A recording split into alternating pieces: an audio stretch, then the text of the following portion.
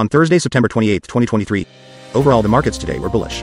The Dow Jones was up almost 117 points, 0.35%, to finish the day at 33,666.34. The Nasdaq was up almost 109 points, 0.83%, to finish the day at 13,201.28. The S&P 500 was up almost 26 points, 0.59%, to finish the day at 4,299.70. Bill Ackman talks struggling stock market, surging interest rates at delivering alpha.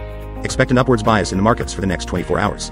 Expect a risk-on environment the next 24 hours where the New Zealand dollar will have a strong bias to the upside and the Swiss franc will have a strong downward bias.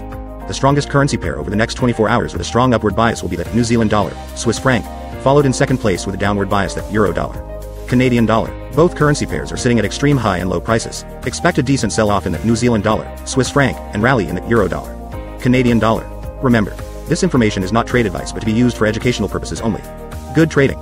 As always, do not forget to like and subscribe to our channel, All Things Money, to see more content like this.